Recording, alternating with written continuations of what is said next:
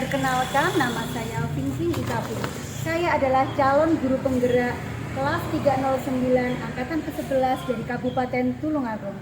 Pada kesempatan ini saya akan melakukan diseminasi berbagi praktik baik budaya positif yang ada di sekolah saya, yaitu SD Negeri 1 Tanggung Gunung. Selamat menyaksikan. Assalamualaikum warahmatullahi wabarakatuh. Waalaikumsalam warahmatullahi wabarakatuh. Yang saya hormati Bapak Ibu guru semuanya, marilah kita panjatkan puji syukur kehadirat Allah Subhanahu wa taala yang telah melimpahkan rahmat-Nya sehingga pada hari ini kita bisa berkumpul dalam ruang Zoom dalam acara diseminasi budaya positif sebagai program guru penggerak dalam keadaan sehat walafiat. Salawat serta salam tidak lupa kami haturkan kepada junjungan kita Nabi besar Muhammad Shallallahu Alaihi Wasallam yang kita nantikan syafaatnya di yaumul akhir nanti. Amin amin ya robbal alamin. Saya sebagai pembawa acara akan membacakan susunan acara sebagai berikut. Yang pertama yaitu pembukaan, yang kedua doa, yang ketiga yaitu pemaparan materi dari narasumber, yang keempat tanya jawab, dan yang kelima penutupan.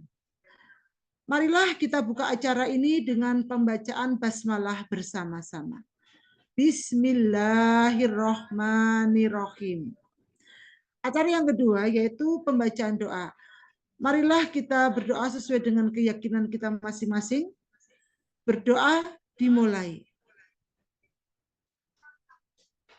Selesai.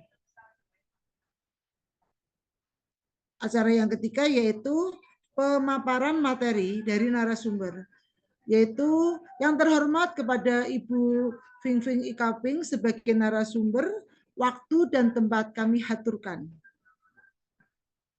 Monggo Ibu Ikaping. Terima kasih banyak Ibu Moderator atas waktu yang telah diberikan kepada saya. Pada kesempatan yang berbahagia ini, saya akan berbagi praktik baik, diseminasi tentang budaya positif. Tak kenal maka tak sayang, maka perkenalkanlah, nama saya Vivi Ikaping. Saya adalah calon guru penggerak angkatan 11 kelas 309 dari Kabupaten Tulungagung. Unit kerja saya ada di SD Negeri 1 Tanggung Gunung, Kecamatan Tanggung Gunung, Kabupaten Tulungagung, Provinsi Jawa Timur.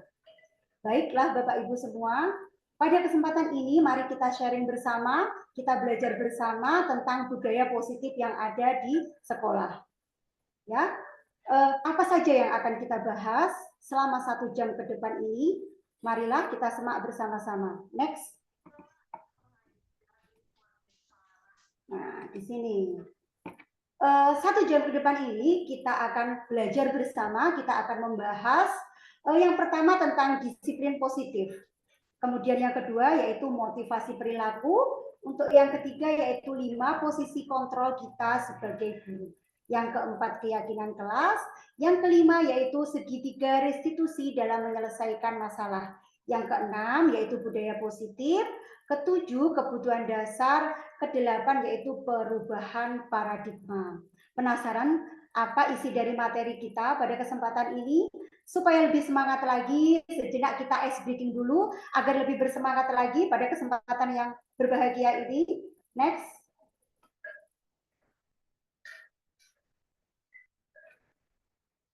Nah, teman-teman, Bapak Ibu semua, ada ice breaking yaitu perintahku ekspresimu, gitu kan ya.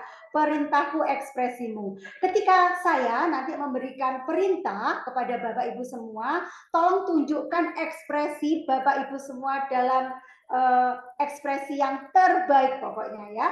Nanti ada 4 ekspresi yang ingin saya tanyakan kepada Bapak Ibu semua. Ekspresi senang mungkin, sedih, kemudian kecewa dan kesal. Oleh karena itu, coba sekarang saya ingin melihat ekspresi Bapak Ibu semua dalam keadaan bersedih. Coba tunjukkan ekspresi Bapak Ibu guru semua dalam keadaan sedih. Bu Happy Ikasari, Coba. Oh, sedih sekali Kak Busri Hartati.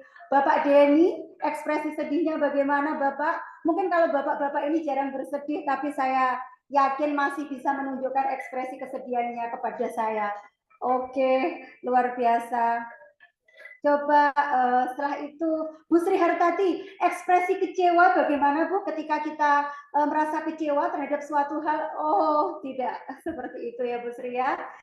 Kemudian ekspresi kesal, coba tunjukkan ekspresi kesal kepada saya. Bu Happy Ikasari, seperti itu ya, ketika kita di kelas, lagi capek-capeknya, ekspresinya pasti seperti itu. Terakhir nih Bapak Ibu, tadi udah sedih sudah, kesal sudah, kecewa sudah. Yang terakhir nih, ketika kita menghadapi anak yang telah sukses gitu kan ya, pasti kita ekspresinya senang sekali, bahagia sekali. Coba ekspresikan bagaimana. Senang itu ekspresinya bagaimana? Wah, seperti itu. Bapak Denny senyumnya bagaimana? Oh, seperti itu ya. Terima kasih Bapak Ibu semua sudah menjalankan perintah saya sebagai ice breaking yang sangat indah di siang hari yang panas ini. Oke. Lanjut sekarang kita ke materi. Next. Nah, berbicara disiplin positif seperti itu ya Bapak Ibu. Gambar yang telah ada di sini ada 4 gambar yang tentunya tidak asing lagi bagi kita semua karena kita seorang pendidik, seorang guru, gitu kan ya. Ketika kita melihat gambar yang pertama, yaitu ada anak yang membuang sampah di tempat sampah. Ingat, di tempat sampah. Nah, itu adalah salah satu dari wujud disiplin positif. Kemudian yang kedua, gambar yang kedua, yaitu ketika ada anak atau peserta didik kita yang memakai seragam sekolah dengan baik, dengan lengkap. Tanpa kita sadari, anak-anak kita sudah menjalankan disiplin positif itu. Kemudian yang ketiga, yaitu tentang piket. Ketika ada anak didik kita yang dengan senang hati, tanpa diperintah melakukan piket kelas, itu juga merupakan salah satu dari bentuk disiplin positif. Dan gambar yang keempat mewakili kita setiap hari Senin ya, menjalankan upacara bendera. Ketika anak telah siap untuk mengikuti upacara bendera dengan baik, selama menjalankan upacara bendera ini tidak ada yang mungkin bersenda gurau ataupun ngobrol sendiri gitu kan ya, itu merupakan dari penerapan dari disiplin positif. Setelah itu kita bertanya, lalu disiplin positif itu pengertiannya seperti apa? Kalau kita sudah mengetahui, sudah tidak asing lagi di kelas kita terhadap tingkah laku anak kita. Lalu disiplin positif itu seperti apa? Mohon maaf. Makna kata disiplin itu sendiri Bapak Ibu adalah sesuatu yang dilakukan oleh seseorang atau yang dilakukan oleh anak didik kita pada orang lain untuk mendapatkan kepatuhan ya, untuk mendapatkan kepatuhan. Kemudian yang dinamakan dengan disiplin positif adalah pendekatan untuk mendidik murid kita yang bertujuan untuk membentuk kontrol diri dan meningkatkan kepercayaan diri sehingga mereka bisa berperilaku dengan berpedoman pada nilai-nilai kebajikan universal. Ketika anak didik kita sudah memiliki disiplin positif, maka kita sebagai guru sudah berhasil dalam membantu anak menerapkan kedisiplinan. Nah, bagaimana cara kita supaya anak menerapkan disiplin positif itu? Itu adalah PR kita. Oleh karena itu, kita akan membahasnya, akan mengupas tentang disiplin positif ini. Next. Next. Pak Operator. Nah, disiplin positif erat kaitannya dengan motivasi perilaku. Nah, mari kita tanyakan ke diri kita sendiri. Di dalam kehidupan sehari-hari ataupun di dalam sekolah, ya, bagaimana kita berperilaku?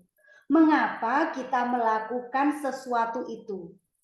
Apakah kita melakukan sesuatu karena adanya dorongan dari lingkungan ataukah ada dorongan yang lain? Terkadang kita melakukan sesuatu itu karena kita ingin pertama menghindari rasa sakit, menghindari ketidaknyamanan. Terkadang kita juga melakukan sesuatu itu untuk mendapatkan apa yang kita mau. Lalu bagaimana menurut Anda? Pernahkah Bapak Ibu semua melakukan sesuatu hanya untuk mendapatkan senyuman dari orang lain mungkin? Atau mendapatkan hadiah? Atau mendapatkan pujian? Atau mendapatkan uang? Apalagi ya kira-kira alasan kita untuk melakukan sesuatu? Kita cari tahu yuk di sini. Next. Nah, ternyata itu semua ada ilmunya Bapak Ibu. Di dalam buku yang ditulis oleh Dale Gossen, ya, bukunya yang berjudul Restructuring School Discipline menyatakan ternyata ada 3 motivasi perilaku. Ya, 3 motivasi perilaku kita untuk melakukan sesuatu. Siswa kita melakukan sesuatu. Ternyata ada 3 motivasi. Yang pertama yaitu untuk menghindari ketidaknyamanan ataupun hukuman. Yang kedua yaitu untuk mendapatkan imbalan atau penghargaan dari orang lain. Yang ketiga yaitu untuk menjadi orang yang mereka inginkan dan menghargai diri sendiri dengan nilai-nilai yang mereka percaya. Ketiga motivasi itu terbagi menjadi 2, yaitu motivasi ekstrinsik, yaitu motivasi yang tumbuh dari luar atau adanya dorongan dari luar, dan juga motivasi intrinsik, yaitu yang tumbuh dari dalam diri atau kesadaran diri kita maupun peserta didik kita. Nah, motivasi ekstrinsik ini meliputi poin pertama dan poin kedua. Sebagai contoh, ketika kita datang ke sekolah tepat waktu, misalkan di dalam peraturan sekolah, waktu masuk pukul 7 tepat. Ketika kita datang ke sekolah kurang dari pukul 7, kira-kira apa yang menjadi motivasi kita semua? Apakah kita datang sebelum pukul 7 itu untuk menghindari hukuman Bapak Ibu? Nah, ataukah yang kedua untuk mendapatkan penghargaan mungkin dari kepala sekolah? Oh, itu loh, Bu itu loh datangnya selalu pagi seperti itu. Apakah kita ketika datang ke sekolah sebelum waktu masuk itu sudah merupakan keyakinan kita atau sesuatu yang kita sadari bahwa sebelum pukul 7 kita harus mempersiapkan diri kita bertemu dengan anak didik kita di sekolah. Kira-kira motivasi apa yang ada pada diri kita ketika kita masuk di kelas sebelum pukul 7? Bapak Ibu yang terhormat, audiens semua, semoga kita termasuk memiliki motivasi perilaku yang termasuk intrinsik ya Bapak Ibu. Jadi kita melakukan sesuatu bukan karena kita takut untuk dihukum, bukan karena kita takut untuk melanggar peraturan, dan bukankah kita hanya ingin mendapat sanjungan dari kepala sekolah atau teman kita yang lain. Tapi kita datang di sekolah tepat waktu, kita berharap kita sudah memiliki kesadaran untuk datang sebelum waktu masuk. Nah, dari pemaparan saya ini, saya harap anak didik kita semua Bapak Ibu juga akan melakukan hal yang sama. Melakukan suatu kebaikan yang tidak hanya ingin mendapatkan pujian atau ingin mendapatkan sanjungan, tetapi sesuatu yang dilakukan anak didik kita tulus dari dalam dirinya. Ya, melakukan itu tulus, keikhlasan, kesadaran dirinya. Next, Bapak Ibu, Bapak. Nah, motivasi intrinsik inilah Bapak Ibu yang kita harapkan tumbuh di dalam diri kita, terutama kita sebagai seorang pendidik, karena kita tahu kita itu menjadi profilnya anak-anak, kita itu menjadi acuan anak didik kita. Ketika kita terlambat, misalkan ada anak didik kita yang tahu mungkin suatu saat ketika dia datang terlambat, dia juga punya motivasi tersendiri. Kenapa saya datang terlambat? Orang guru saya aja juga pernah datang terlambat. Seperti itu ya Bapak Ibu. Jadi mulai dari diri kita sendiri, kita harus menanamkan motivasi intrinsik itu untuk menerapkan disiplin positif. Jadi kesimpulannya disiplin positif dapat terbentuk ketika kita memiliki motivasi intrinsik. Next. Nah, motivasi intrinsik tadi erat kaitannya juga dengan 5 posisi kontrol kita sebagai guru. Apa itu 5 posisi kontrol kita sebagai guru? Nah, Bapak Ibu, sebelum saya membahas poin 1 sampai dengan poin 5, sebenarnya di dalam kita menyelesaikan permasalahan di sekolah, di kelas ataupun di sekolah ya, gitu ya. Kita sebenarnya sudah menerapkan 5 posisi kontrol ini. Tapi di sini kita akan sharing, kita akan belajar posisi kontrol manakah yang paling tepat kita lakukan atau kita posisikan karena kita sebagai seorang guru.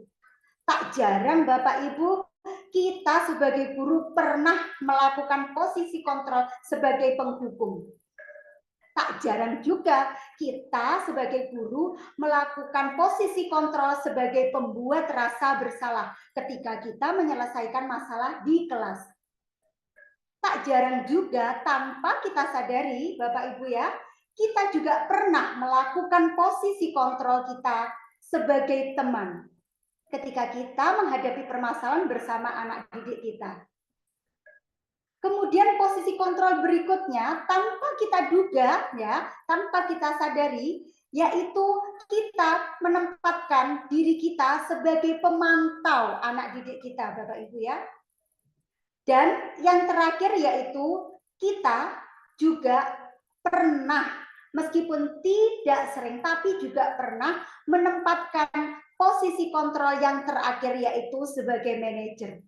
Oleh karena itu, mari kita bahas satu persatu posisi kontrol guru ini supaya kita dalam menyelesaikan permasalahan di kelas menjadi guru yang bijaksana, guru yang sesuai dengan apa yang digaungkan oleh Ki Hajar Dewantara.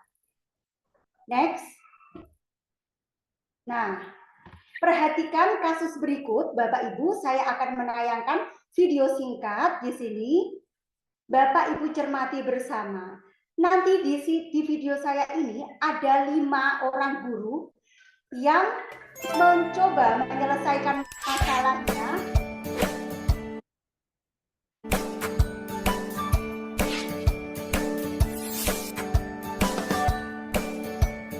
Halo, Bapak Ibu guru hebat.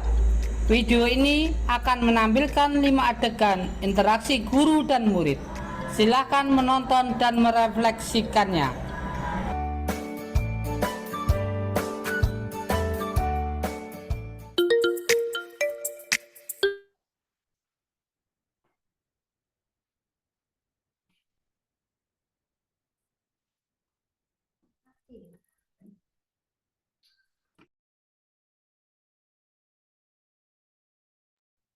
Masih trouble, Bapak Ibu, mohon maaf. Silakan ditunggu sebentar. Saya berjanji tidak akan mengulangi lagi.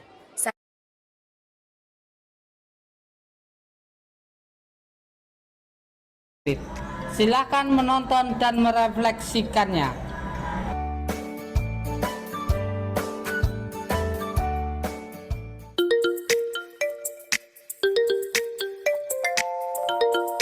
Pagi anak-anak, silahkan PR yang kemarin Ibu berikan diletakkan di meja. Anton, kamu sudah mengerjakan belum? Belum mengerjakan saya, Bu. Kamu selalu ya nggak ngerjain PR. Sekarang kamu duduk di depan, lalu tulis. Saya berjanji tidak akan mengulangi lagi. Saya berjanji akan berusaha menjadi murid yang rajin belajar. Sampai pelajaran saya selesai.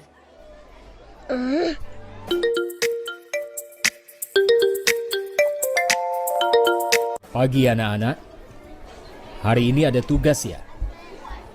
Ada yang belum mengerjakan? Anton, kamu sudah mengerjakan? Belum, Pak. Kamu nggak ngerjain tugas ya? Kamu mau jadi apa nanti? Kamu niat sekolah nggak sih? Coba, bayangkan orang tuamu betapa kecewanya sama kamu. Kamu itu sudah kelas 5. harusnya bertanggung jawab sama dirimu sendiri.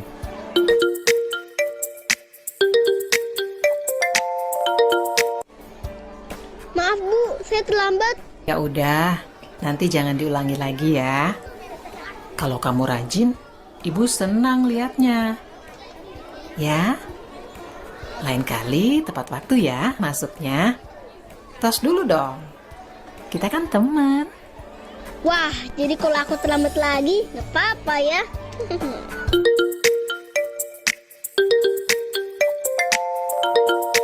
Kamu kok nggak pakai baju olahraga?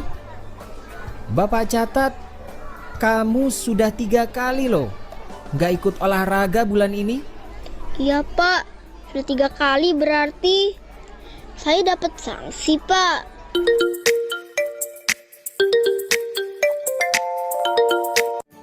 Ini Bu, saya mau ngumpulin tugas. Maaf ya Bu, saya terlambat ngumpulin tugas. Kenapa kamu terlambat mengumpulkan tugas? Iya Bu, saya kalau sore bantuin ibu jaga warung, gak sempat ngerjain tugas. Kira-kira nih, apa yang bisa kamu perbaiki supaya kamu bisa mengerjakan tugas tepat waktu? Coba, kapan biasanya kamu membantu ibu jualan? Jam 6 sampai jam 8 malam Bu. Bagaimana kalau kamu membuat jadwal? Kapan kamu akan mengerjakan tugas? Oh gitu ya Bu, saya coba deh Bu, terima kasih Bu.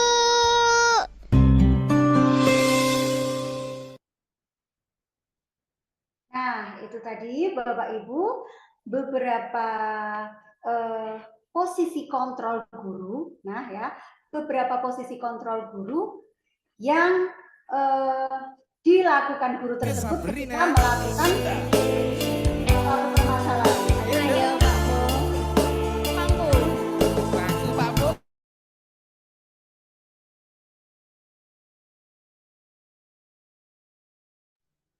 Ya, baiklah Bapak Ibu semua, dari video tadi, gitu kan ya, ada 5 posisi kontrol yang telah dilakukan oleh Bapak Ibu guru dalam menyelesaikan permasalahan. Nanti kita akan sharing tanya jawab Bapak Ibu ya, tentang posisi kontrol yang dilakukan oleh guru yang pertama kali. Nah, pertama kali Bapak Ibu ya, kira-kira ketika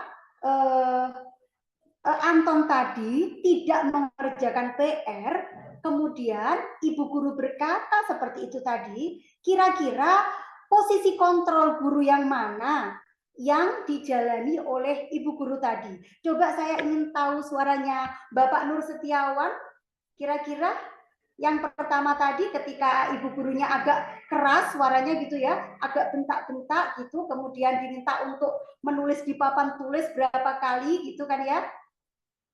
Kira-kira kalau seperti itu termasuk posisi kontrol yang mana Bapak Ibu kalau kita sebagai guru? Bapak Nur Setiawan, kita bisa interaksi ya Bapak.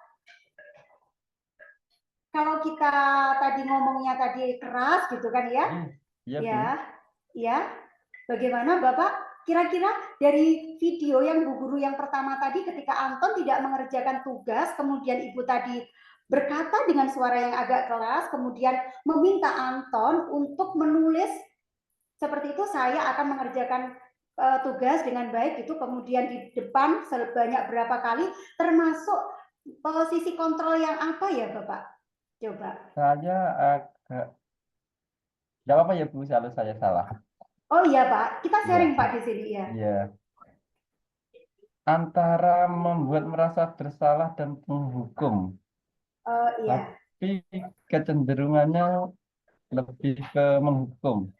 Iya, terima kasih Bapak Nur Setiawan. Tepat sekali Bapak Ibu ya. Jadi ketika kita menyelesaikan permasalahan dengan cara yang seperti itu tadi, mungkin pernah Bapak Ibu guru semua lakukan ya, pernah dialami gitu kan ya, itu termasuk posisi kontrol kita sebagai penghukum.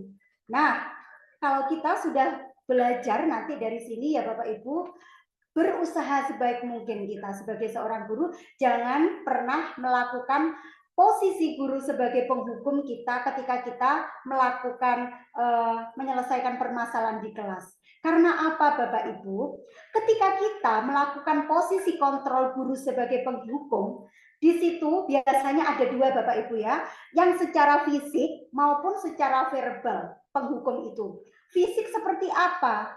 Seperti yang kasus tadi Bapak Ibu, menulis sebanyak berapa kali, atau biasanya juga coba kamu berdiri di luar atau berdiri di depan kelas selama setengah jam. Itu termasuk posisi guru penghukum yang mana penghukumnya itu secara fisik Bapak Ibu ya. Misalkan suruh jongkok atau suruh berdiri dengan satu kaki, itu termasuk penghukum secara fisik. Jangan sampai melakukan hal seperti itu ya Bapak Ibu.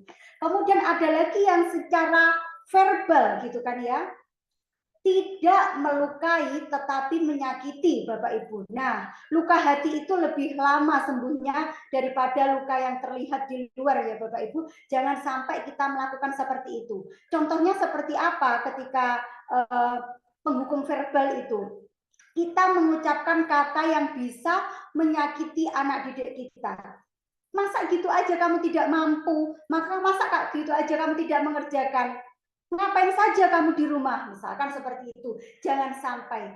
Karena kita sebagai guru tidak boleh memberikan kesan yang yang jahat kepada anak didik kita. Supaya apa Bapak Ibu? Supaya anak didik kita bisa memperbaiki kesalahannya dan tidak mengulang kesalahan untuk kedua kalinya. Kemudian setelah penghukum, kita akan berbicara posisi kontrol berikutnya, yaitu sesuai dengan video yang saya tampilkan tadi. Ya, anak-anak, ayah Bapak Ibu ya, ketika Anton melakukan kesalahan yaitu belum mengerjakan PR, lalu Bapak gurunya tadi mengatakan kepada Anton, ya, tidak kasihan kamu Anton kepada orang tuamu kalau kamu tidak mengerjakan PR seperti itu. Tentu orang tuamu pasti kecewa ketika melihat kamu tidak mengerjakan PR. Nah, Bapak Ibu semua, kira-kira posisi kontrol apa yang dilakukan Bapak guru tadi ketika menyelesaikan permasalahan Anton? Coba saya ingin tanya kepada audiens saya, Bu Sri Hartati. Coba Bu Sri, bagaimana Bu Sri kira-kira tadi apa? Karena itu ada kata-kata tidak kasihan kamu Anton, berarti membuat rasa bersalah. Gitu.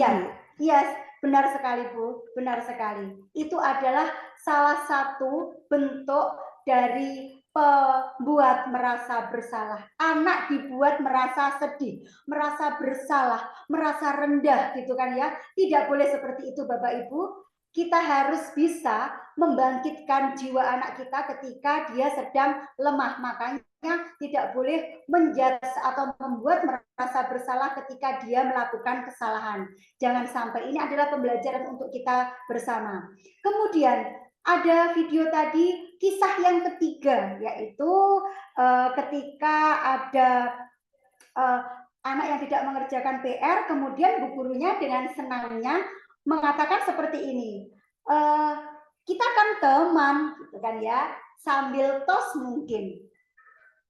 Itu adalah salah satu posisi kontrol guru sebagai apa Bapak Ibu ya? Kita kan teman gitu, terus tos kan tadi ya. Berarti itu adalah salah satu posisi kontrol guru sebagai apa teman-teman? Sebagai teman. Oke. Sebagai teman Bu. Ibu sebagai teman ya? Ya, betul sekali. Sebagai teman. Bapak Ibu yang saya hormati, ketika kita membuat atau menempatkan diri kita sebagai teman bersama anak didik kita, sebetulnya ada dua nilai di sini Bapak Ibu. Ada nilai positif dan masih ada nilai negatifnya. Gitu. Nilai positifnya apa? Ketika kita memposisikan diri kita sebagai teman, anak didik kita akan dekat dengan kita, sangat dekat dengan kita. Bahkan dia menempatkan posisi kita bukan sebagai gurunya lagi mungkin menganggapnya, sebagai teman curhat, sebagai teman untuk ngobrol seperti itu. Itu adalah sisi positifnya. Gitu kan? Kita akan mudah mengendalikan anak didik kita. Namun juga ada sisi negatifnya di sini Bapak Ibu. Kira-kira sisi negatifnya apa ya? Nah, seperti ini. Ketika kita sudah memposisikan diri kita sebagai teman, seolah-olah anak didik kita merasa bahwa kita ya, guru dan mereka sebagai siswa itu sejajar seperti ini. Jadi mungkin suatu saat ada sikapnya yang mungkin menjadi kurang sopan mungkin terhadap kita. Karena dia tahu kita itu sebagai temannya gitu, mungkin kurang sopan. Kemudian yang kedua, ketika kita menasehati anak itu dan mereka, anak didik kita itu merasa agak kecewa gitu ya, agak kecewa, dia melepas kita Bapak Ibu. Sudah tidak menganggap kita teman lagi. Jadi kepercayaan yang selama ini kita bangun akan runtuh. Itulah kelemahan dari posisi kontrol kita sebagai guru, yaitu sebagai teman ke anak didik kita. Masih mempunyai kelemahan. Kemudian Bapak Ibu kita masuk di video tadi yang berikutnya, yaitu tentang tidak ikut olahraga tadi ya. Ada anak didik kita yang tidak ikut olahraga. Kemudian Bapak gurunya tadi menegur, ya, sudah berapa kali kamu tidak ikut olahraga? Bapak hitung sudah 3 kali loh selama 1 bulan ini kamu tidak ikut olahraga. Seperti itu. Berarti Bapak guru tadi sudah menempatkan posisinya sebagai apa Bapak Ibu? Kalau sudah 3 kali loh, sebagai apa? Kontrol ya Bapak Ibu, ya, atau pemantau. Pemantau. Gitu. Ya, betul sekali Bu Happy Ikasari. Sebagai pemantau. Mengapa pemantau ini kurang disarankan Bapak Ibu? Karena kita kalau hanya sebagai pemantau, kita hanya memantau kesalahan anak didik kita tanpa menggiring mereka untuk menemukan solusinya. Jadi tetap berlangsung seperti itu. Tidak ada hal positifnya, hanya memantau saja. Kemudian coba kita ingat lagi video yang saya putar tadi tentang yang terakhir ya.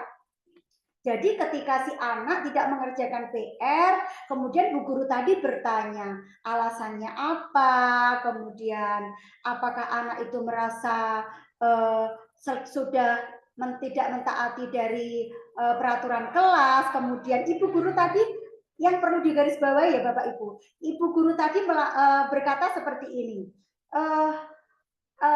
apa yang bisa diperbaiki gitu kan ya, apa yang bisa diperbaiki, anak tadi akan mengerjakan PR tepat waktu gitu ya kan, dia bisa mencari solusi dari permasalahannya. Kemudian bagaimana kamu akan mengerjakan PR sedangkan kamu membantu ibumu? Saya membantu ibu mulai pukul 5 sampai pukul 7 Bu, jadi saya akan mengerjakan PR setelah itu atau sebelum itu Bu, seperti itu.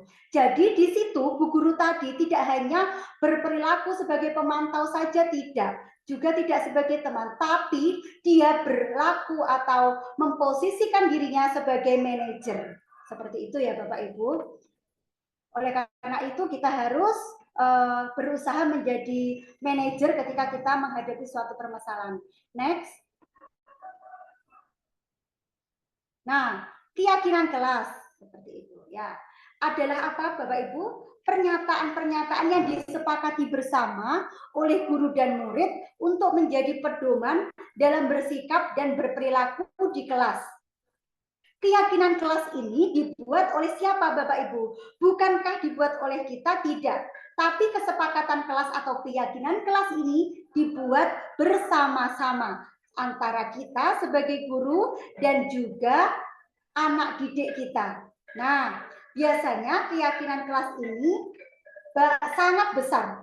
Dampak positifnya bisa untuk meningkatkan motivasi belajar murid Bapak Ibu. Yang kedua, yaitu untuk menciptakan lingkungan belajar yang positif. Ketiga, yaitu meningkatkan disiplin diri murid. Dan yang keempat, yaitu meningkatkan kerjasama dan gotong royong murid. Nah, keyakinan kelas ini dibuat bagaimana Bapak Ibu? Bagaimana cara kita membuat keyakinan kelas seperti itu ya?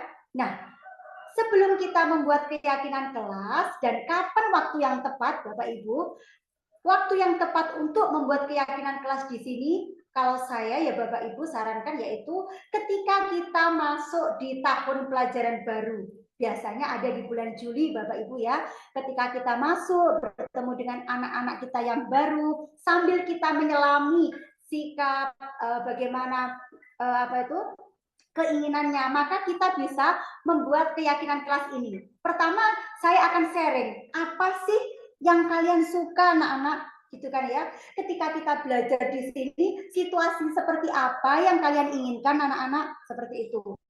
Nanti anak-anak itu akan menulis, kita siapkan kertas-kertas seperti itu, nanti kita akan minta anak tersebut untuk menulisnya. Sangat antusias sekali Bapak Ibu ini kalau kalian praktekkan semua ya. Kemudian hal apa sih yang tidak kalian suka, gitu kan ya, di kelas ini, gitu. Anak-anak juga pasti akan menuliskan banyak sekali Bapak Ibu ya, yang tidak dia suka di kelas ini. Kemudian saya juga biasanya meminta anak didik kita untuk menuliskan apa yang dirasa nyaman di kelas ini. Itu sangat penting Bapak Ibu. Ketika kita belajar di dalam kelas dalam keadaan nyaman, dalam keadaan kondusif, maka kita belajar dengan sangat mudah. Anak-anak menjadi nyaman, kemudian tidak merasa terbebani, seperti itu. Jadi itu tadi, yang pertama saya akan menanyakan, apa sih yang kalian suka anak-anak, gitu kan ya. Kemudian apa yang tidak suka, seperti ini Bu, dituliskan. Setelah itu kita baca satu persatu, lalu kita buatlah keyakinan kelas. Nah, keyakinan kelas ini dibuat tidak untuk dilanggar ya Bapak Ibu, supaya apa? Anak-anak tahu, bisa memposisikan dirinya. Oh, kalau seperti ini berarti saya tidak sesuai dengan keyakinan kelas saya. Oh, kalau seperti ini saya sudah sesuai, seperti itu ya Bapak Ibu. Next. Nah, contoh keyakinan kelas yang sudah dibuat oleh anak didik saya, Bapak Ibu, di dalam kelas. Yang pertama, yaitu saling menghormati dan menghargai. Kemudian yang kedua, bersikap jujur dan bertanggung jawab. Yang ketiga, yaitu menjaga kebersihan kelas. Yang keempat, yaitu menerima pendapat teman lain. Gitu kan ya. Berikutnya yaitu membantu teman yang membutuhkan, dan yang terakhir yaitu menjaga ketertiban kelas. Ini adalah contoh keyakinan kelas yang sudah dibuat oleh peserta didik saya, Bapak Ibu. Kebetulan saya mengajar di kelas 5, jadi ini adalah beberapa contoh keyakinan kelas yang telah dibuat. Sungguh luar biasa Bapak Ibu, antusias anak didik kita ketika kita minta untuk membuat keyakinan kelas seperti ini. Tentunya Bapak Ibu juga harus membuat keyakinan kelas ini ya Bapak Ibu, agar kelasnya lebih kondusif, anak-anaknya juga lebih baik lagi. Next.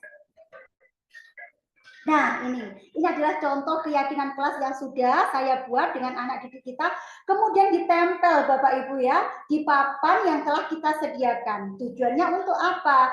Tidak hanya ditulis, ketika kita sudah menempelkan di tempat yang biasa dilewati, yang biasa dilihat oleh anak didik kita, mereka akan sadar dengan sendirinya. Itu tujuan saya sebagai seorang guru, menempatkan itu tadi keyakinan kelas di tempat yang mudah dilihat Bapak Ibu. Mungkin Bapak Ibu bisa mencontohnya ataupun sudah membuat keyakinan di kelasnya, nanti kita bisa sharing-sharing bareng. Next. Nah, keyakinan kelas ini Bapak Ibu erat kaitannya dengan segitiga restitusi.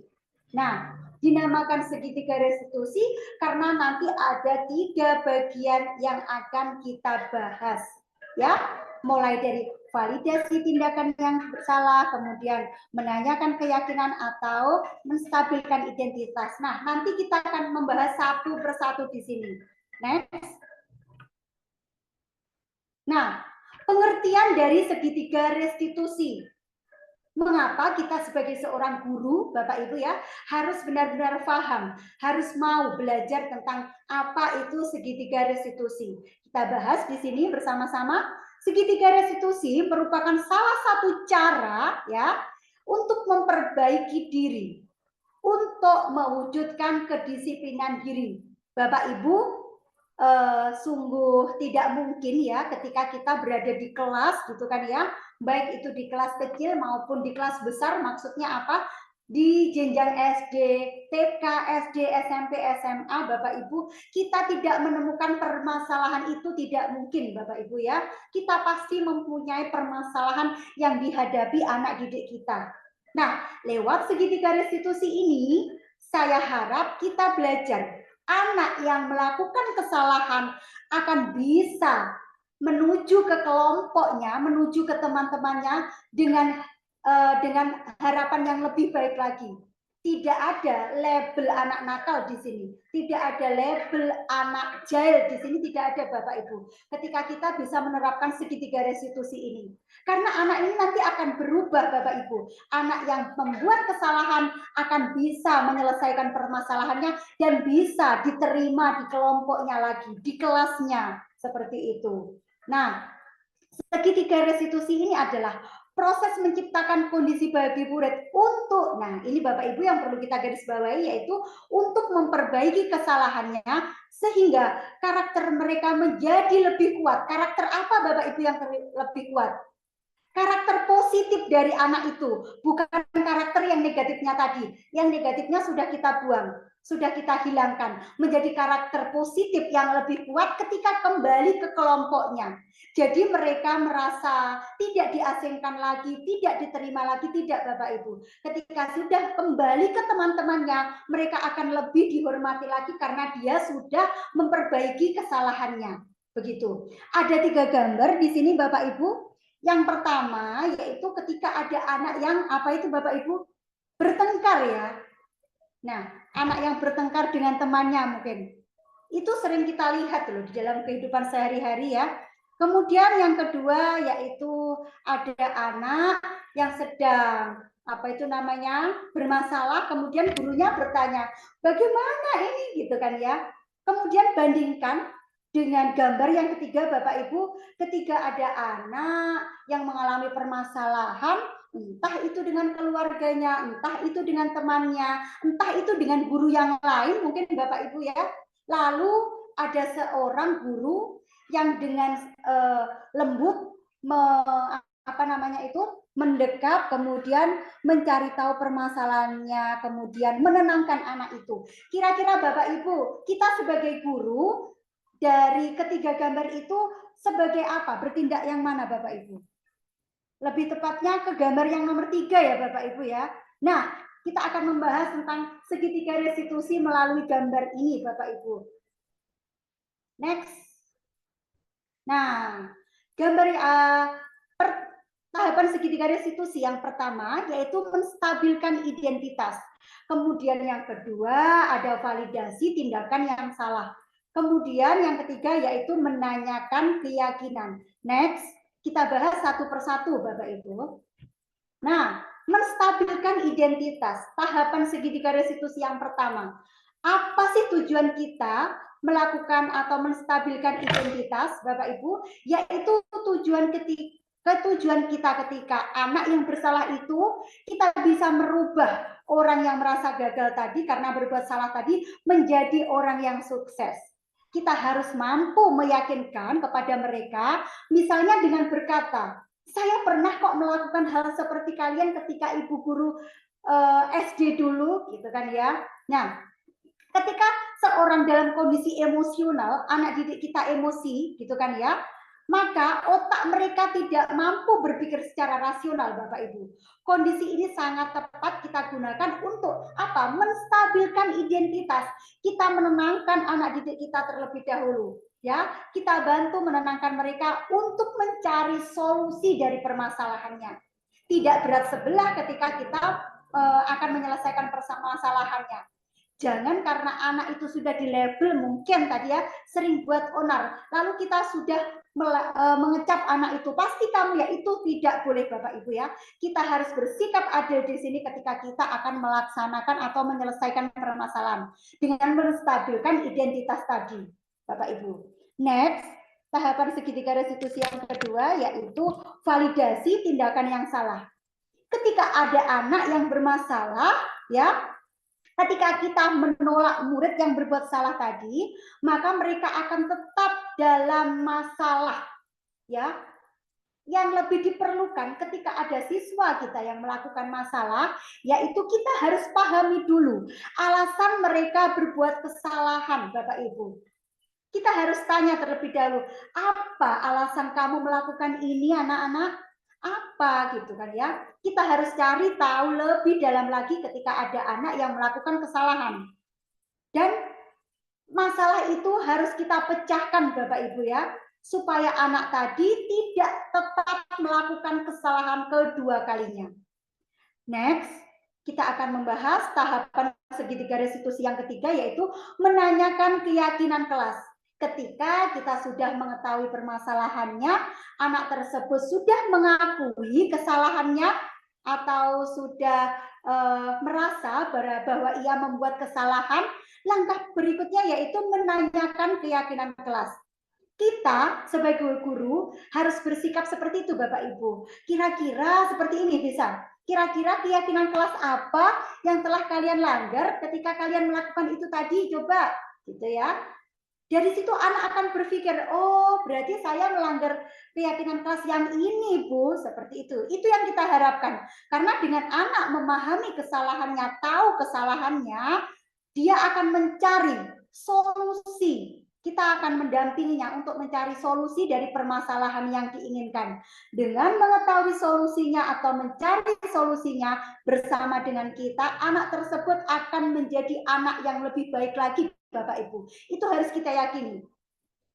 Ketika kita memposisikan diri kita, ketika ada permasalahan, menanyakan keyakinan kelas dan membantu mereka mencari solusinya, anak tersebut insya Allah tidak akan mengulangi kesalahannya lagi.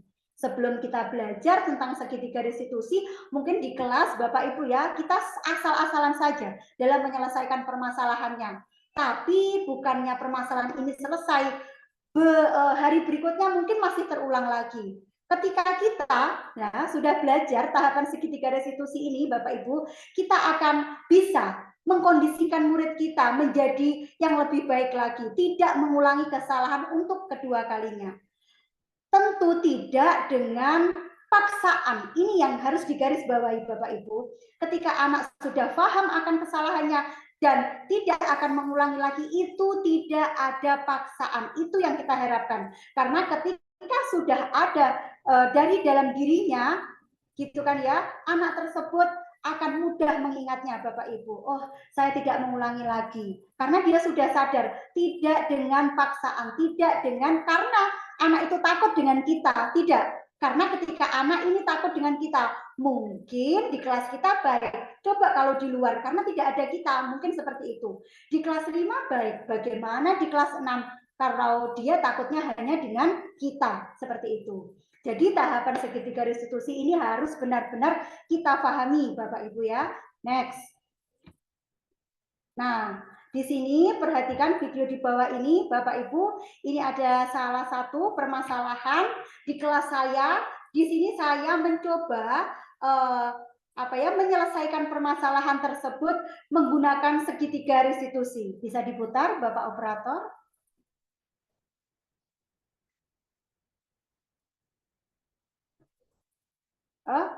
Ya, mohon maaf Bapak Ibu, jaringan sedang trouble mungkin. Di sini saya akan berbicara saja. Ketika saya, Bapak Ibu, di sini permasalahannya si Iksan ini, Bapak Ibu ya, si Iksan ini mendorong temannya, gitu kan ya, dan teman-teman yang lain mengadu kepada saya seperti itu. Bu Iksan mendorong Dandi seperti itu. Kelihatannya ada keributan nih di kelas saya seperti itu.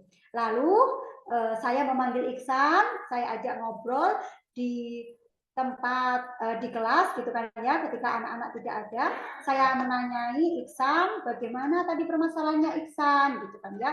Iksannya menjawab, oh ternyata tadi Iksan ini Bapak Ibu mendorong Dandi tadi karena si Iksan ini kesal Bapak Ibu ya.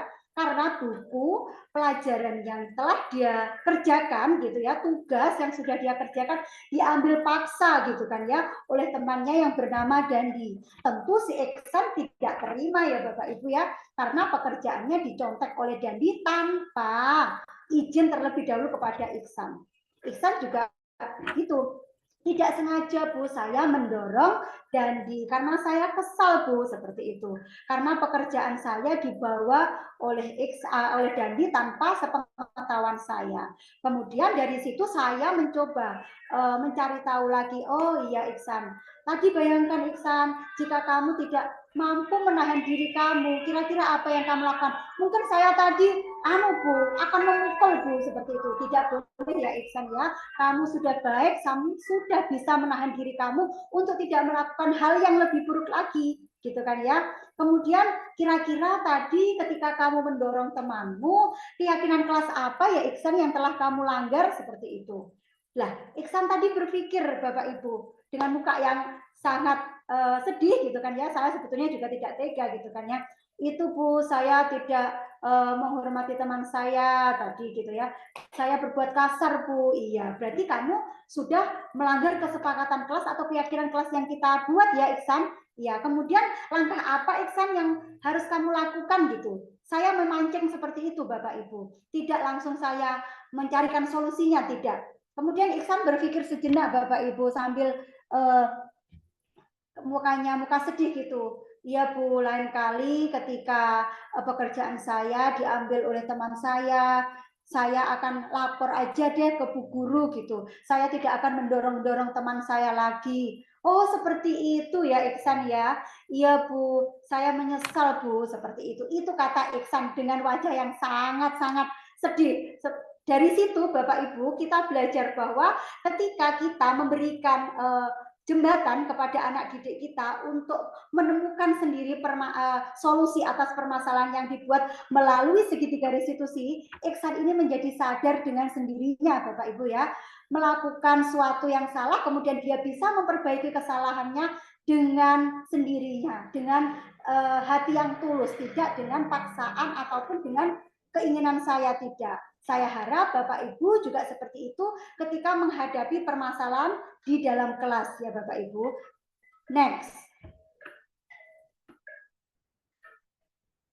Nah, ini juga permasalahan yang dialami oleh murid saya yang bernama siapa itu namanya? Oh iya, bernama Edo gitu ya. Dia juga berbuat kesalahan. Dari situ Bapak Ibu saya juga menerapkan segitiga restitusi ini untuk menyelesaikan permasalahan.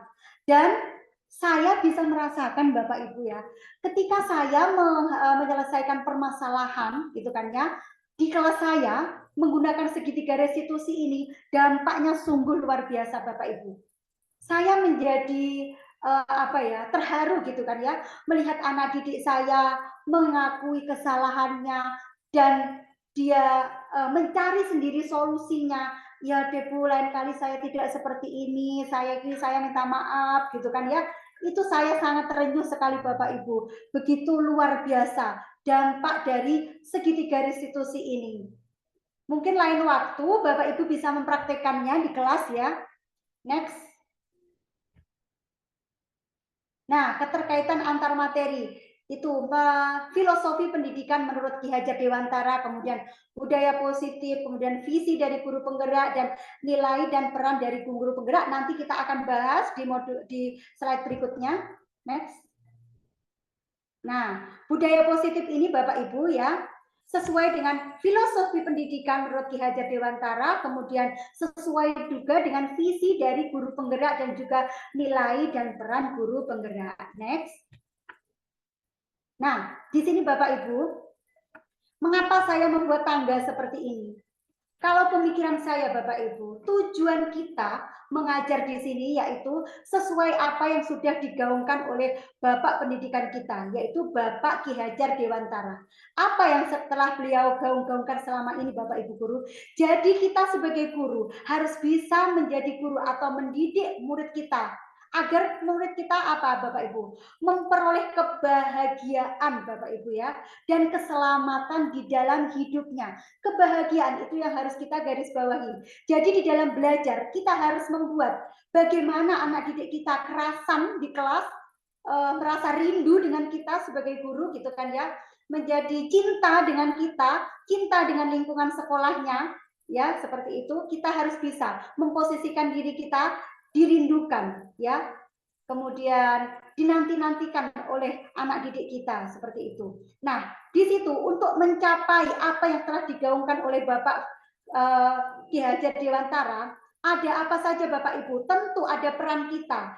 Peran kita sebagai guru penggerak, ada juga nilai kita sebagai guru penggerak, dan juga ada budaya positif. Jadi untuk memperoleh pendidikan yang telah digaungkan oleh Bapak Ki Hajar Dewantara itu ada beberapa tangga yang harus kita lewati. Next. Nah, budaya positif. Berdasarkan tahapan Bagja akan muncul pembiasaan-pembiasaan positif di sekolah yang kita kenal dengan nama budaya positif. Dengan budaya positif, anak-anak akan merasa aman Bapak Ibu dan tenang berada di sekolah. Budaya positif juga mampu mendorong murid kita untuk berpikir, bertindak, dan mencipta sebagai proses memerdekakan dirinya. Jadi budaya positif di sini sangat penting sekali kita bentuk Bapak Ibu ya, untuk gitu tadi, untuk menciptakan anak yang tenang, anak yang bisa kondusif ketika belajar di kelas. Next. Nah, itu tadi filosofi pemikiran menurut Ki Hajar Dewantara, yaitu pendidikan adalah menuntun, pendidikan adalah menghamba pada murid, dan guru itu diibaratkan sebagai petani Bapak Ibu. Ketika kita memposisikan diri kita guru sebagai penuntun, jadi kita menuntun. Menuntun apa? Segala kekuatan yang ada pada diri anak kita sesuai dengan kodratnya. Kemudian penghamba pada murid. Pendidikan itu harus berpihak pada murid Bapak Ibu. Apapun yang kita lakukan di sekolah itu semata-mata untuk kebaikan murid kita. Itu yang perlu kita garis bawahi Bapak Ibu ya. Untuk kebaikan murid kita.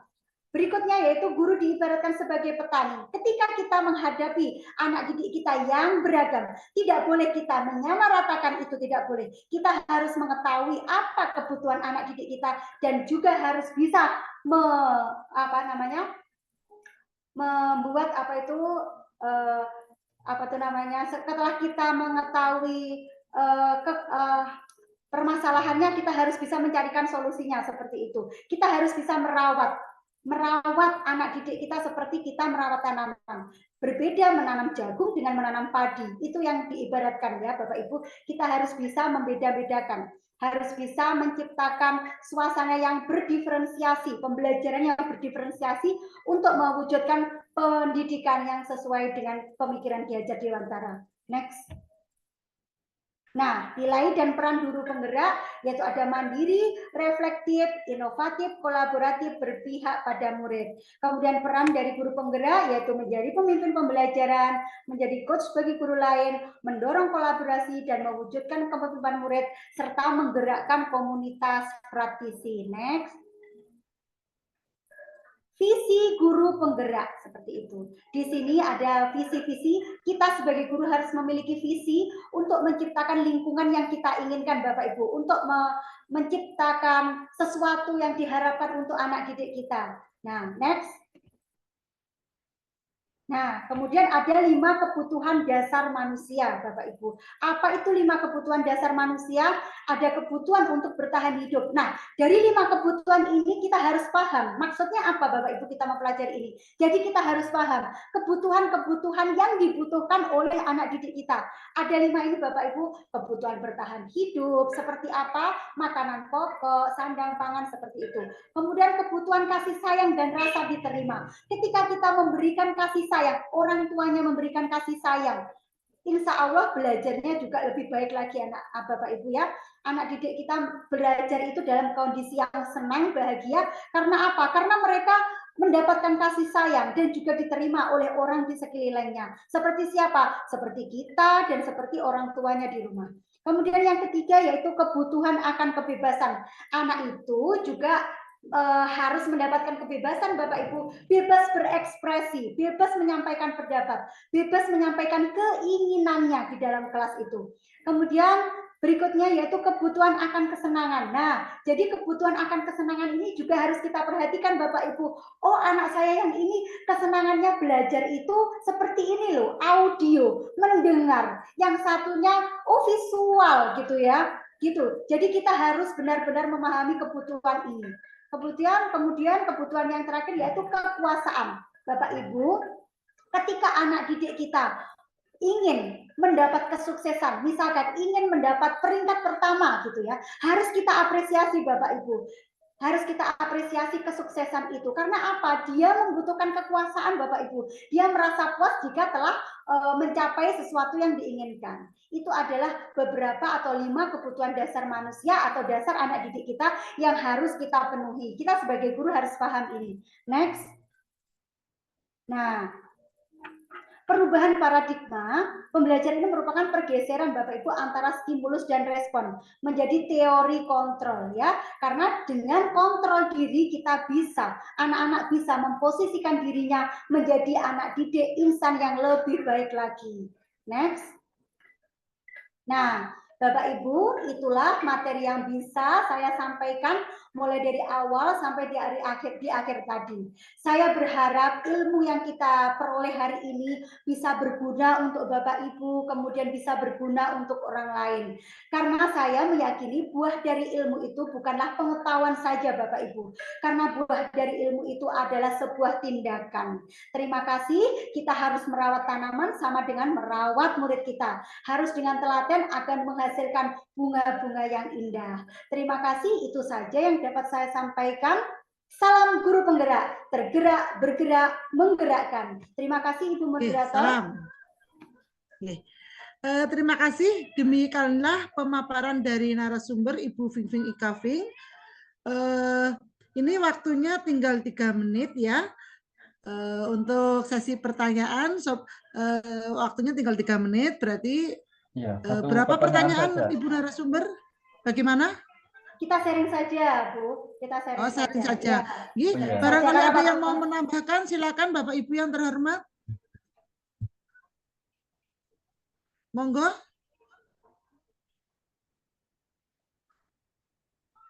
Monggo Pak Dikan nggih.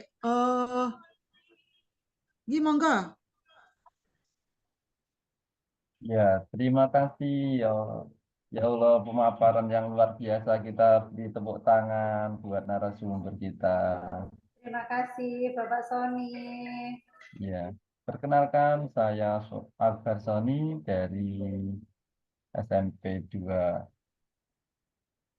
Dongwaru. Saya ada permasalahan. Iya, Permasalahannya begini. Ada anak itu kita sudah membuat kesepakatan kelas. Tapi anaknya itu selalu melanggar. Misalnya sepatu harus jika masuk kelas sepatu dilepas. Kan di kelas kami sudah ada rak sepatu yang disiapkan oleh anak-anak dari uang kas. Tapi kesepakatan kelas itu tidak dipatuhi oleh beberapa anak. Entah lupa atau entah takut pada gurunya, sudah masuk kelas jadi keburu-buru masuk. Sepatunya itu tidak ditaruh di luar, tetap dipakai. Dan akhirnya yang piket itu jengkel. Yang piket jengkel, piket kelasnya hari itu kan jengkel. Dan itu kan kesepakatan kelasnya dia yang membuat kan dia kan anak-anak sudah besar. Jadi kesepakatan kelasnya yang mematuhi, yang membuat kan gitu. Tapi kalau diingatkan temannya itu suka acuh-acuh saja, kurang tanggung jawab, kurang menghargai. Dan saya pernah mengingatkan, tapi terulang lagi sampai 2 kali saya mengingatkan. Lantas apa yang perlu saya lakukan? Itu permasalahan dari kelas kami. Terima kasih sebelumnya. Monggo Bu Viving, itu ada permasalahan dari Pak Sony nggih. Tolong pemecahannya bagaimana permasalahan kelas itu muridnya yang tidak mau melepaskan sepatunya padahal sudah sesuai dengan keyakinan kelas itu ada peraturan kalau sepatu itu dilepas. Monggo Bu Viving. Ya, terima kasih Bu Moderator. Terima kasih pertanyaannya Pak Sony. Wah, luar biasa. Pak Sony mengajar di SMP. Tentunya berbeda jenjang dengan saya Pak Sony, tapi saya berusaha untuk mencari solusi. Kita bersama-sama mencari solusi atas permasalahan yang dialami Bapak Sony. Jadi Pak Sony ini merasa kesal gitu kan ya, ketika ada muridnya gitu yang tetap aja melanggar peraturan. Jadi Pak Sony, ketika kita sebelum belajar segitiga restitusi, mungkin Pak Sony kehabisan akal gitu kan ya, kok tetap aja sih gitu kan ya. Tapi ketika kita sudah menerapkan segitiga restitusi, coba Pak Sony praktekkan besok ya. Pak Sony cari tahu dulu, apa sih permasalahannya, kenapa kok selalu dipakai sepatunya. Mungkin karena anaknya masuk angin, kalau sepatunya dilepas Pak Sony. Mungkin juga kalau dilepas takut hilang Pak Sony, mungkin sepatunya mahal. Itu adalah salah satu cara dari segitiga restitusi itu yang bisa kita tanyakan pertama, apa sih alasan mendasarnya itu apa? Gitu kan ya. Kita tidak tahu gitu. Kalau anak tadi bisa masuk angin mungkin karena kalau sepatunya dilepas gitu kan ya. Kita tidak tahu dan itu juga berbahaya kalau menurut dia kalau sampai dilepas gitu. Kemudian setelah itu Pak, ketika kita sudah tahu nih alasan-alasan yang menjadi permasalahan anak tadi, alasannya apa, melakukan kesalahan. Kemudian kita juga bisa menanyakan ke anak tersebut, kira-kira sebelumnya Pak Sony, saya ingin bertanya terlebih dahulu, Bapak, kesepakatan kelas sudah dibuat ya Bapak ya? Pak Sony? Bagaimana Pak Sony? Ampun. Oh sudah, kesepakatan kelas dibuat, sudah ditempel Pak Sony atau cuma dibuat saja kemarin? Sudah ditempel Bu. Oh sudah ditempel, di tempat yang biasa dilewati anak atau tidak Pak? Di dinding dekat pintu. Oh di dinding dekat pintu, bisa terbaca oleh anak ya Pak ya? Bisa. Oh bisa, berarti anak tersebut juga sudah tahu ya Bapak ya kesepakatan kelas yang dibuat. Oke, kalau sudah tahu berarti kita harus balik tanya Bapak kepada anak tersebut. Kira-kira setelah tahu alasannya, kesepakatan kelas mana ya anak-anak yang telah kita langgar, yang sudah kamu langgar gitu kan ya. Anak tersebut pasti akan berpikir Pak Sony ya, oh Pak, berarti kalau saya tetap seperti ini, saya melanggar aturan yang itu gitu kan ya. Gitu. Ketika anak itu sudah tahu kesalahannya, sudah tahu bahwa dia sudah melanggar kesepakatan kelas, lalu Bapak Sony lanjut tanya, langkahnya bagaimana anak-anak ketika kamu mengetahui hal ini gitu. Berilah kebebasan ke anak Pak Sony ya, jangan selalu kita yang memberikan solusi, jangan. Kebebasan ke anak didik kita. Nanti anak didik panjenengan Pak Sony, karena anak didik panjenengan sudah SMP, coba besok dicoba ya Pak Sony ya, besok kan hari Senin. Kalau masih ada anak yang tidak pakai sepatu di dalam kelas, coba Pak Sony tanya terlebih dahulu. Kalau sudah SMP, nalarnya juga sudah mulai muncul Pak Sony. Kira-kira setelah ini apa yang harus kamu lakukan ya anak-anak ya? Supaya tidak melanggar kesepakatan kelas ini seperti itu Pak Sony. Nanti jawaban dari anak didik Pak Sony insya Allah akan lebih baik lagi dan menjadikan anak didik Pak Sony itu taat keyakinan kelas tanpa motivasi dari luar. Mungkin karena takut sama Pak Sony, mungkin karena takut dihukum oleh kepala sekolah, seperti itu Pak Sony. Jadi Pak Sony bisa mempraktikkan segitiga restitusi nanti ya Pak Sony ya? Iya Bu. Besok kami coba untuk menerapkan segitiga restitusinya. Ya, terima kasih Pak Sony. Semoga berhasil. Ya, terima kasih.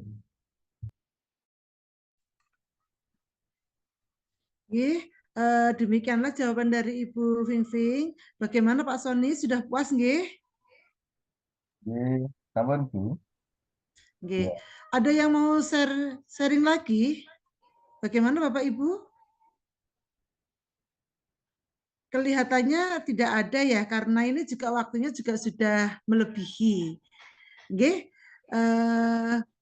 Bagaimana Bu Vingving? Ini sudah selesai atau mau dilanjutkan? Terima kasih Bu Moderator, karena waktu kita terbatas ya, yang memisahkan kita Nggih. hanya waktu gitu kan ya. Jadi kita akhiri aja di sini Bu Moderator. Oke, nggih, Bapak Ibu yang saya hormati, bisa dilanjut, misalkan ada masalah atau apa bisa share WA langsung ke Bu Fingfing Ikafing nggih. Kalau ada permasalahan yang pengen dipecahkan bisa sharing ke Ibu Ikafing nggih. Nggih, marilah kita tutup Zoom meeting ini dengan pembacaan doa. Marilah kita berdoa dengan keyakinan kita masing-masing. Berdoa dimulai. Alhamdulillahirabbil alamin. Selesai. Saya sebagai pembawa acara mohon maaf bila ada kata-kata yang kurang berkenan. Saya ucapkan wassalamualaikum warahmatullahi wabarakatuh. Waalaikumsalam warahmatullahi wabarakatuh. Waalaikumsalam warahmatullahi. Assalamualaikum warahmatullahi wabarakatuh. Perkenalkan, nama saya Happy Ika Sari. Saya adalah salah satu peserta diseminasi budaya positif yang sudah dilaksanakan oleh Bu Fingfing Ikafing pada hari Rabu kemarin. Nah, di sini setelah saya mengikuti berbagai praktik baik tentang budaya positif dari Bu Fingfing Ikafing, saya merasa sangat beruntung. Kenapa saya merasa sangat beruntung? Karena setelah diberikan kesempatan untuk mengikuti diseminasi tersebut, itu tentunya sangat menambah ilmu dan wawasan bagi saya. Nah, dari ilmu tersebut itu bisa saya imbaskan di sekolah saya, yang tentunya akan membentuk dampak yang luar biasa bagi sekolah saya. Terima kasih Bu Fingfing Ikafing. Assalamualaikum warahmatullahi wabarakatuh. Perkenalkan, saya Dr. Denny Yudiantoro MM, salah satu dosen di UIN Syed Ali Rahmatullah Tulungagung. Setelah saya mengikuti kegiatan diseminasi praktek baik dengan salah satu calon guru penggerak atas nama Fingfing Ikafing, menurut saya penampilannya luar biasa dan ini adalah hal baru buat saya karena memang strategi mengajar bagi anak dan juga bagi mahasiswa itu amat sangat berbeda, dan pastinya dengan kegiatan-kegiatan positif yang dilakukan oleh calon guru penggerak, harapannya nanti bisa dibawa ke sekolah, bisa dipraktekkan ke sekolah, dan pastinya bisa menciptakan suasana-suasana yang baru terhadap proses pendidikan di sekolah. Sukses buat Bu Fingfing untuk kegiatan calon guru penggeraknya. Semoga nanti bisa ilmunya bisa dibawa ke sekolah dan bisa ditularkan kepada guru-guru yang lain yang kebetulan masih belum memiliki kesempatan sebagai calon guru penggerak. Terima kasih. Wassalamualaikum warahmatullahi wabarakatuh.